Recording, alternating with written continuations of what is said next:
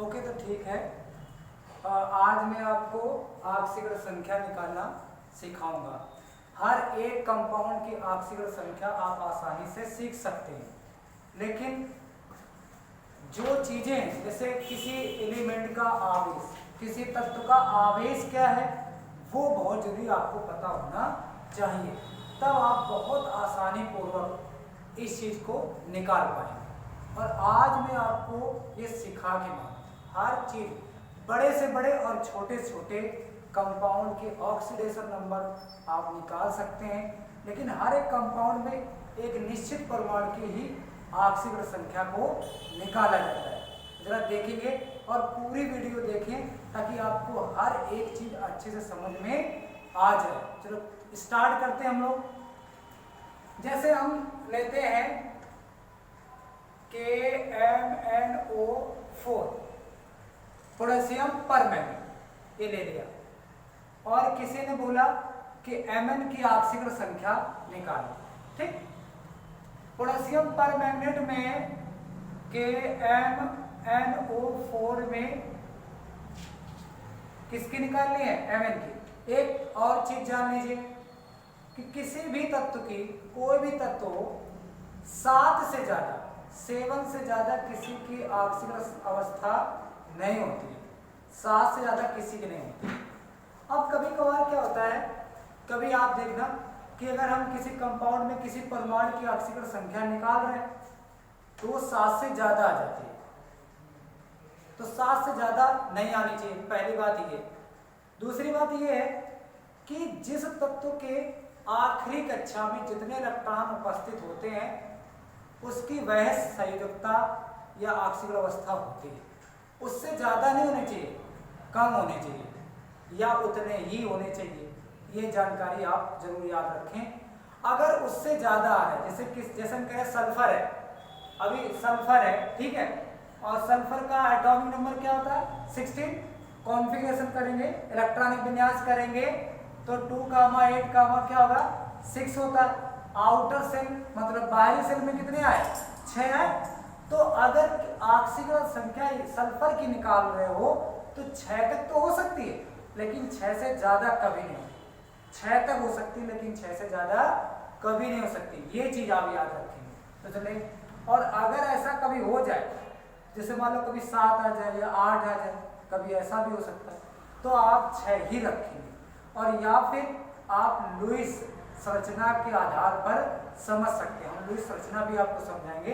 तो चलो चलते हैं, देखते हैं, तैयारी करते हैं इसके अच्छे से।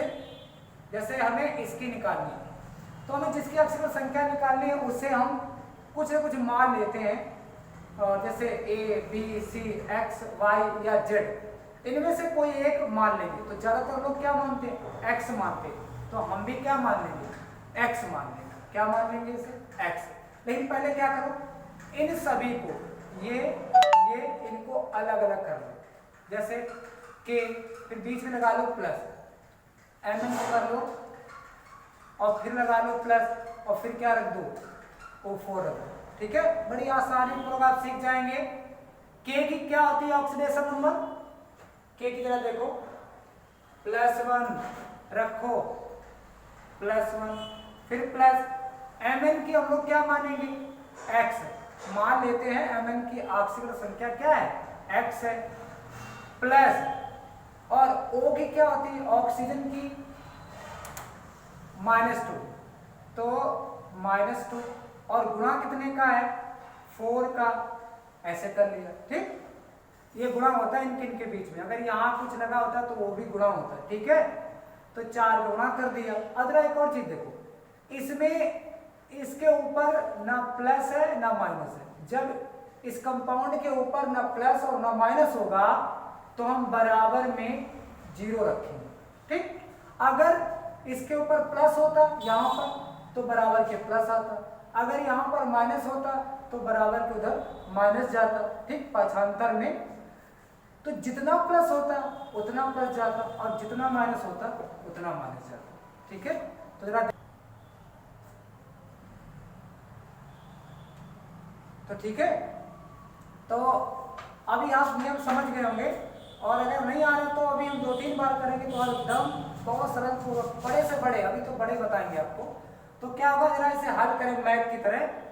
+1 + x प्लस इसको गुणा करो 8 होगा, इक्वल क्या होगा 0। +1 + x प्लस माइनस, माइनस होता है सब लोग जानते हैं। अभी 8 में से 1 घटाएंगे हम लोग तो -7 इक्वल क्या होगा 0। अब ये उधर ले जाएंगे तो प्लस का 7, ये जो माइनस का चिन्ह है उधर जाएगा, पक्षांतर होगा, लेफ्ट से राइट में जाएगा तो क्या हो जाएगा, चिन्ह उसका क्या हो जाएगा, बदल जाएगा। तो क्या हो गया ये प्लस का 7। तो mn की आंशिक संख्या कितनी आ गई। तो जब आप परीक्षा में लिखेंगे, लिखने का तरीका जो वो जरा देखेंगे। अतः mn की आंशिकरण, एक बार बताए दे रहे हैं, आंशिकरण संख्या +7 है, इतना लिख देंगे। तो अगर नंबर लेना अच्छे से तो, नहीं तो बहुत सारे लोग ऐसे ही कर देते। तो अगर अच्छे से नंबर है तो आप परफेक्ट अगर बनना चाहते तो आप ये पॉइंट लिखेंगे। तो चलते आगे चलते, अभी तो बहुत सिखाना है, तो ये आप समझ गए होंगे और हम लोग आगे चलेंगे, जरा देखेंगे और कुछ में। जैसे अभी इसकी देख लो, नाइट्रिक अम्ल है, नाइट्रिक अम्ल में N की पूछ रहा है, ठीक। अभी कोई बात नहीं, हम लोग इसे अलग अलग करेंगे, प्लस लगाएंगे बीच में N, फिर प्लस और O क्या 3, इसे अलग अलग कर दिया। अब H की कितनी होती है भैया, इसकी तो निकालनी है, उसकी तो x मान लेंगे। H की देखो जरा, H की कितनी है भैया +1, और N की निकालनी है तो उसे क्या मान रहे हैं हम लोग, x मान रहे हैं। प्लस O की क्या होती है भैया -2। अब माइनस की संख्या को हमेशा कोष्टक में रखा करो। तो यहाँ पर गुणा कितने का है 3 का। अच्छा, इसके ऊपर कोई प्लस माइनस है, नहीं है, तो जब नहीं है तो क्या रखेंगे 0। अब जल्दी से सॉल्व करो, 1 + x प्लस, पहले गुणा कर लो इसमें, 2 दिया क्या 6 इक्वल क्या 0। अभी +1 + x -6 इक्वल क्या 0। घटाओ जरा इसे, 6 में घटाओगे क्या आएगा 5, उधर पाछांतर करेंगे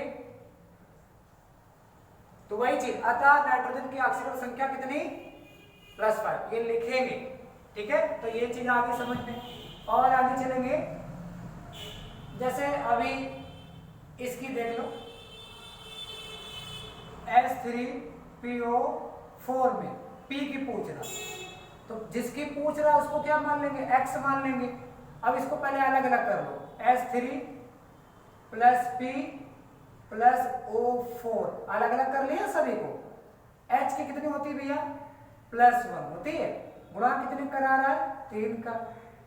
P को क्या मान रहे भैया x, प्लस लगा लो।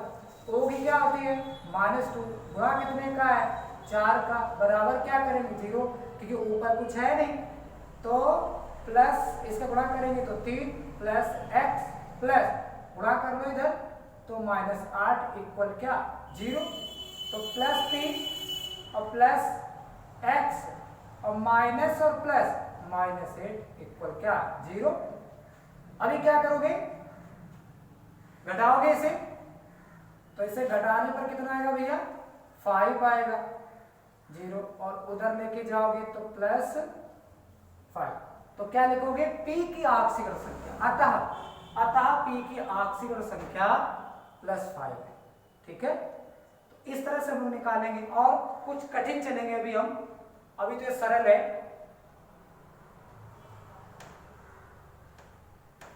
अभी कुछ और कठिन, जैसे कभी आए CO3 -2, तो पूछ रहा है C की क्या होगी, ठीक। तो कोई बात नहीं, C को अलग करो, प्लस लगाओ और O3 कर दो, ठीक है। और बराबर क्या करोगे, ऊपर -2 है, अगर यहाँ कुछ नहीं होता तो बराबर में क्या लेते हैं 0, ठीक है। लेकिन यहाँ -2 है तो यहाँ पर -2 रख लेंगे। अच्छा, जिसकी निकाल रहे हैं उसकी तो x मानेंगे ना उसकी, तो इसे x मान लिया, प्लस इसकी क्या होगी -2, और गुणा कितने का 3 बराबर क्या है -2, x प्लस गुणा कर लीजिए 6 इक्वल -2, प्लस माइनस क्या होता है बेटा माइनस होता है, सब जानते हैं है ना, तो 6 इक्वल -2। अभी इसको उधर लेके जाएंगे बराबर के उधर, तो ये -2 और इसको उधर ले जाएंगे तो चिन्ह क्या होगा बदल जाएगा, तो प्लस का 6 हो जाएगा, माइनस का है तो किसका बन जाएगा प्लस का, तो भी घटाओ, घटाएंगे तो क्या होगा प्लस के 6 में माइनस के 2 घटा दिए तो प्लस का क्या 4, जिसका चिन्ह बड़ा होता है, जो अंक बड़ा होता है उसी का चिन्ह रखा जाता है ना, तो इसका अंक ये अंक बड़ा है तो इसी का चिन्ह रखेंगे, तो क्या आ गई 4 आ गई, तो क्या लिखेंगे अतः कार्बन की ऑक्सीजन संख्या कितनी है +4 है। चलो देखते, जैसे SO4 -2, ठीक, अगर इसकी निकालनी है तो जरा देखिए, इसको क्या अलग अलग कर लो, S अलग, O क्या 4 अलग, और बराबर के उधर क्या हो जाएगा -2 जाएगा, -2, इसको क्या मानेंगे, यस की निकालनी है तो जिसकी निकालनी से क्या मानना होता है x मानना होता है, x प्लस और यहाँ पर क्या -2 गुणा कितने का 4 और ये -2, अभी क्या x प्लस गुणा करो इसमें -8 इक्वल -2, प्लस और माइनस प्लस और माइनस माइनस -8 इक्वल -2, अभी इसको उधर लेके जाएंगे हम लोग तो -2, तो ये चिन्ह बदल जाएगा तो ये प्लस हो जाएगा, अब घटाओगे तो क्या आएगा प्लस का 6 आ जाएगा, तो देखो आसानी से निकल रहा है कि नहीं निकल रहा, लेकिन अभी इतना भी आसान नहीं है, अभी तो चलेगी कुछ ब्रांड में, ठीक है।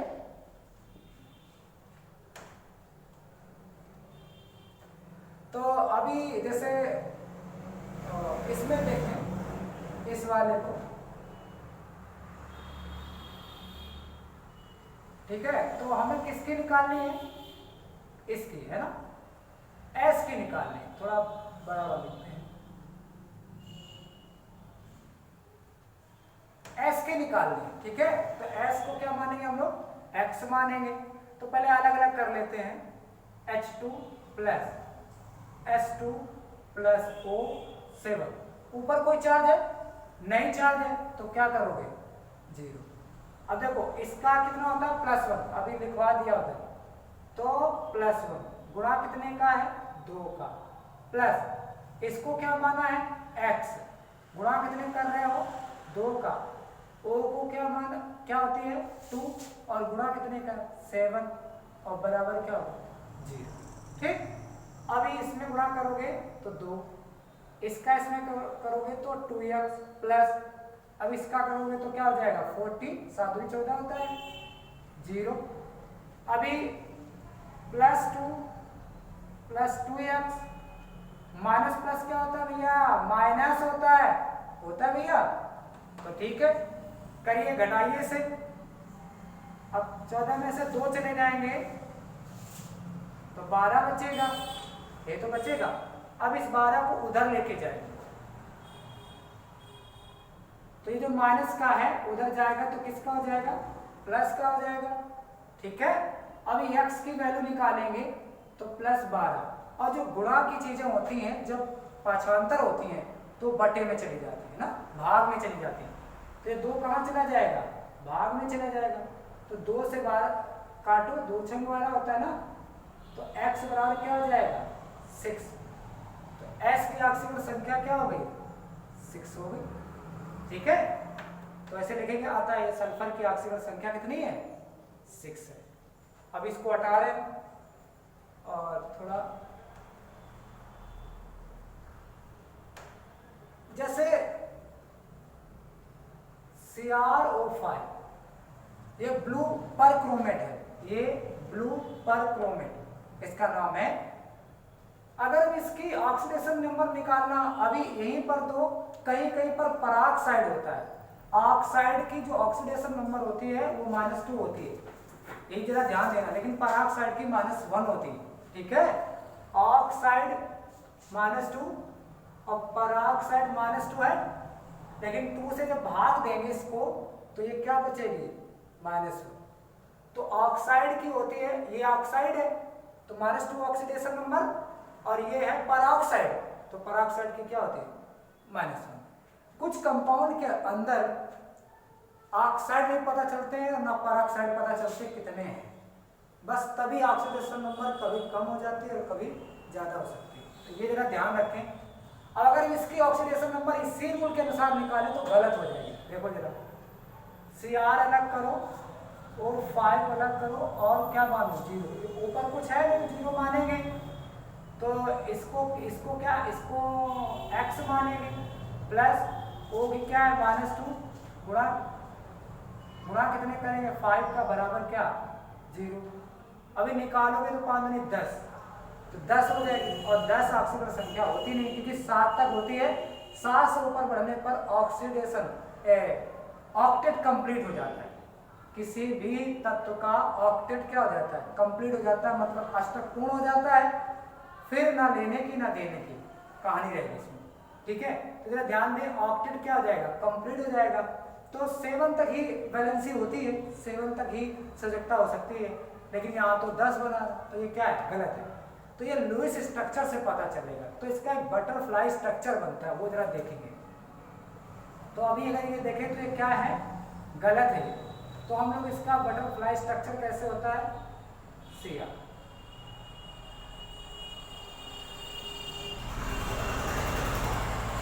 है ना, जरा देखिए, है ना। तो क्या है इसका जो स्ट्रक्चर है, थोड़ा और पास कर लेते हैं,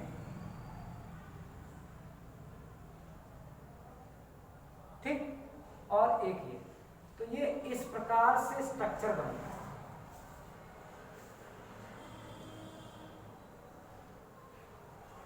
इस प्रकार से इसका स्ट्रक्चर बनता है। अगर हम आपको लुईस स्ट्रक्चर समझाने लगे तो टाइम बहुत ज़्यादा लगेगा, क्योंकि लुईस आप पूरा कंप्लीट आपको पढ़ना पड़ेगा, तब आपको लुईस स्ट्रक्चर समझ में आएंगे, ठीक है। तो अभी तो हम नहीं बता सकते इसमें। इस तरह से इसका स्ट्रक्चर बनता है। तो कैसे पहचानेंगे कौन सा पराऑक्साइड है, जब कभी ऑक्सीजन ऑक्सीजन से जुड़ा होता है ना, जब ऑक्सीजन ऑक्सीजन से जुड़ा होता है तब वह पराऑक्साइड होता है। लेकिन ऑक्सीजन अन्य तत्व से जुड़ा है तो वो ऑक्साइड होगा। जैसे सुनो, ये वाला ऑक्सीजन अन्य तत्व से जुड़ा तो ये ऑक्साइड, और ऑक्साइड की ऑक्सीडेशन नंबर -2।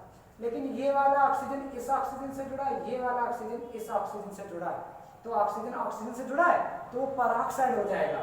तो पराऑक्साइड की ऑक्सीडेशन नंबर -1, तो इसकी भी -1, इसकी भी -1, इसकी भी -1 और इसकी भी -1, और इसको हमने बेटा क्या माना है, x माना है, इसी को तो x माना है। तो जरा देखो, x प्लस, ठीक, x प्लस, और कितने माइनस, 1 2 2 2 4 5 और 6, 6 माइनस, और बराबर क्या मान लेंगे, 0।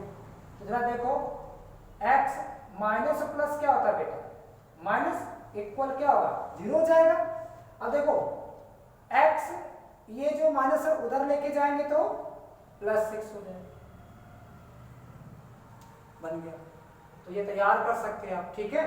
तो दिखा कितना रहा था, 10, लेकिन आई कितनी है, 6। तो ये गलतियां ना करें। एक और हम बता दे जिसमें कई लोग, आप ये नोट कर लें, और कई लोग इसमें गलती करते हैं। तो जरा देखेंगे, जैसे एक और ये कंपाउंड है आपके सामने, इसमें भी ये भी गलत आएगा उस तरह से जैसे आप करोगे, तो ये पता होना चाहिए आपको, ठीक। अभी अगर उस तरह से करोगे, अभी एक बार दिखा दे रहे हैं जल्दी से आपको, S2 plus S2 plus O8 equal क्या मानोगे, 0, क्योंकि कुछ है नहीं तो 0 मानेंगे। तो इसकी तो क्या होती है, +1 गुणा कितने का, 2। इसको क्या मान रहे हो, x, इसकी तो x मानोगे ना, इसकी x गुणा कितना, 2 प्लस O का कितना होता है बेटा, -2 गुणा कितने का, 8 इक्वल क्या, 0। अभी आप अनुमान लगाओ, 8 दूनी 16, 2 घटाओगे तो 14 होगा, और 8 दूनी 16 हो जाएगा, जरा ध्यान देना। तो यहाँ पर क्या होगा +2 और प्लस 2x प्लस इसमें 16 इक्वल क्या 0।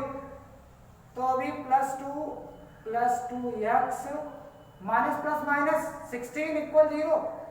ठीक, अभी घटाओगे भैया तो 14 आएगा, 14 आएगा। ठीक है, तो घटाने पर 2x माइनस 14 इक्वल 0। अभी उधर लेके जाओगे इसको बराबर की उधर, तो 14 प्लस का और x की वैल्यू निकालोगे तो 14 ना प्लस, और ये गुणा की चीज होती है जब बराबर की उधर साइड में जाती है तो बटे में जाएगी, तो 7 दूनी कितना हो जाएगा 14। तो कितना आ गया 7। लेकिन सल्फर की ऑक्सीजन संख्या 6 तक ही होती है, तो 7 कैसे आ सकती है? इसलिए गलत। ऐसे पहचान जाएंगे कि जैसे अभी दिखाया हमने CrO5 को कितना आ रहा था, CrO5 का 10 आ रहा था, तो हम लोग जानते 7 से ज्यादा हो नहीं सकती, तो 10 आ रही, इसका मतलब गलत है, तो हमें लुईस स्ट्रक्चर बनाना पड़ेगा, तो उसमें पराऑक्साइड ढूंढने पड़ेंगे। ऐसे पता लगा सकते हैं। जैसे ये हमें पता है सल्फर के आउटर सेल में 6 आते हैं, अभी हमने स्टार्टिंग में आपको समझाया था सल्फर के आउटर सेल में 6 आते हैं, आ कितने गए 7, तो ये तो गलत है, यानी कि ये कहीं ना कहीं पराऑक्साइड है, तो लुईस स्ट्रक्चर का सहारा यहाँ पर लेना पड़ेगा। तो अभी हम आपको बना के दिखा दे रहे हैं जल्दी से, तो ये गलत है। तो क्या है, अब जैसे मान लो अगर आपको नई लुईस स्ट्रक्चर बनाना आता है तो आप लिखेंगे, अगर नहीं बनाना आता तो आप ये लिख सकते हैं कि ये ऑक्सीजन संख्या गलत है, क्योंकि सल्फर की आखिरी कक्षा में 6 इलेक्ट्रॉन आते हैं, इसलिए S की ऑक्सीजन संख्या 6 ही होगी। ये भी लिख सकते हैं आप, सही माना जाएगा। या आप पूरी जानकारी ले लो। क्या, अभी जैसे सल्फर क्या है H2 और OH, ठीक है।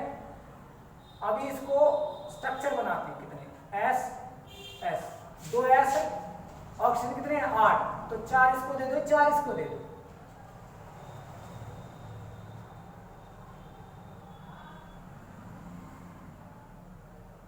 H कितने हैं 2, एक इधर दे दो, एक इधर दे दो। पहले सब सिंगल बॉन्ड डाला, ये तो बता नहीं पाएंगे क्योंकि इसके लिए नहीं, वो लुईस अगर सीखना है तो फिर आप अगले वीडियो में देखेंगे, आपको ये भी आपको समझा देंगे। तो इसमें क्या होगा, एक इधर को लगता है और एक इधर को, ठीक है। इसमें भी ऐसे ही होता है, ऐसे लुईस स्ट्रक्चर बन जाता है, ठीक। अभी देखो कितने ऑक्साइड है, एक तो ये ऑक्साइड, ये ऑक्साइड, ये ऑक्साइड, क्योंकि ऑक्साइड कौन होता है जो किसी अन्य तत्व से जुड़ा, देखो तो ऑक्साइड है। लेकिन ये ऑक्सीजन से जुड़ा और ये वाला ऑक्सीजन, इससे मत समझना, वो तो उससे जुड़ा ही जुड़ा, लेकिन ऑक्सीजन से जुड़ा पहले वो वरीयता देखी जाती।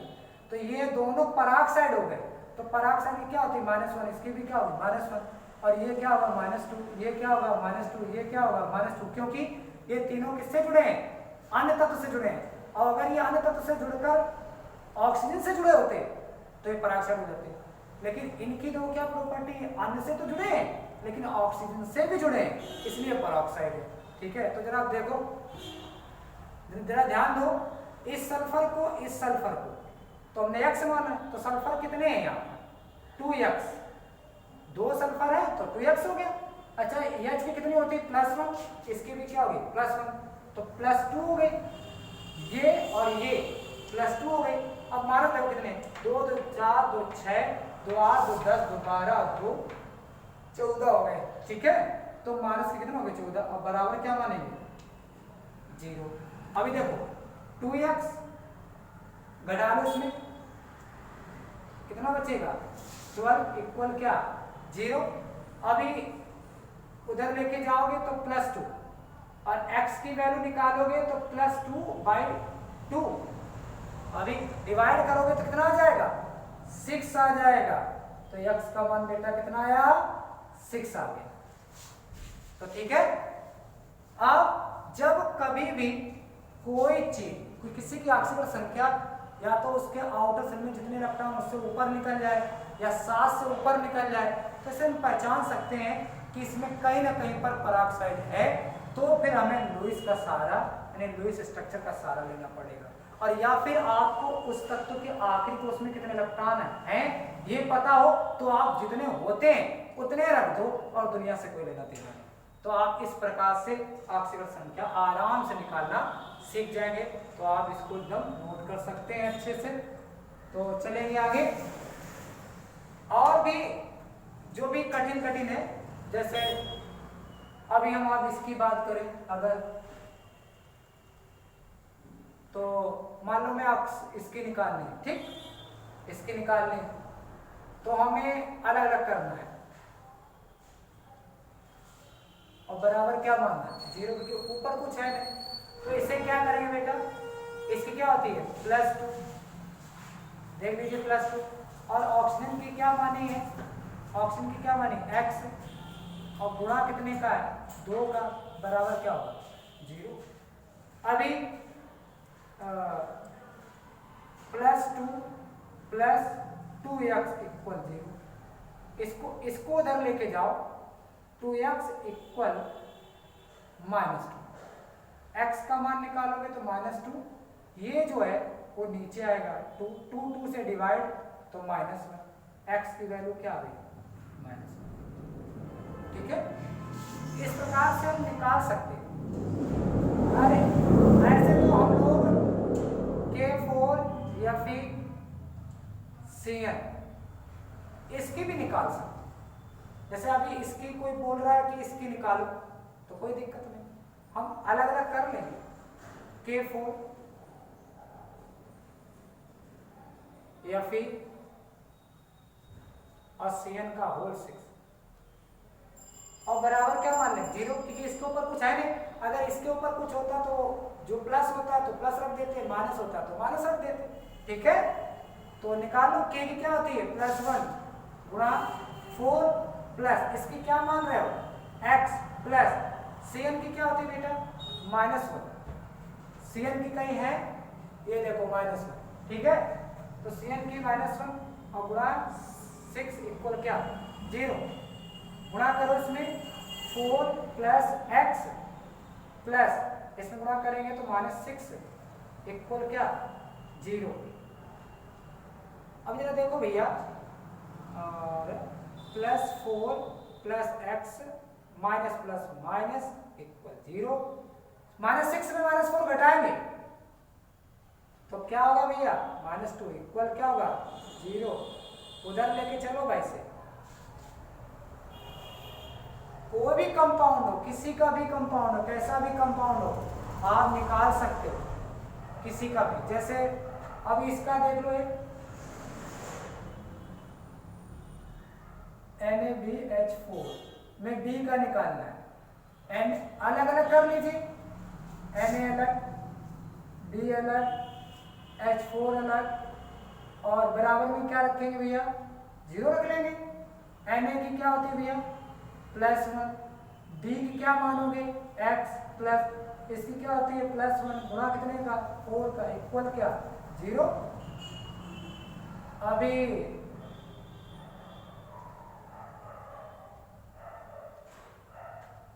हाँ, तो Br क्या होता है, B क्या होता है 5, तो 2 कामा कितना आना चाहिए। अदरा ध्यान दो, ये हाइड्रोजन नहीं है, ये हाइड्राइड है। ये क्या है हाइड्राइड। तो हाइड्राइड की क्या होती है -1, क्या होती है -1 होती है।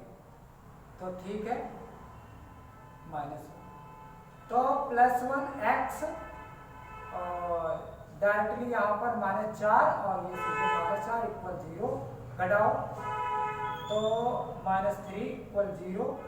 उधर लेके चलेंगे तो क्या होगा, ठीक है। इस प्रकार से हम लोग आसानी से ऑक्सीडेशन नंबर किसी की भी आराम से सीख सकते हैं। अगर कोई दिक्कत है, परेशानी है तो आप कमेंट्स कर सकते हैं, भेज सकते हैं, या कोई भी आपको टॉपिक समझ में नहीं आ रहा है और या आपने पढ़ा हो बहुत जगह पर और आपको नहीं समझ में आ रहा तो आप कमेंट्स कर सकते हैं, तो हम आपको टॉपिक जरूर पढ़ाएंगे। और अगर आपको ये अच्छा लगा हो तो आप इसे शेयर करें, लाइक करें और सब्सक्राइब करें और दूसरे बच्चों को भी भेजें ताकि वो भी ये सीख सकें और उनका भी ये पैटर्न तैयार हो सके। तो ओके बच्चों, ठीक है।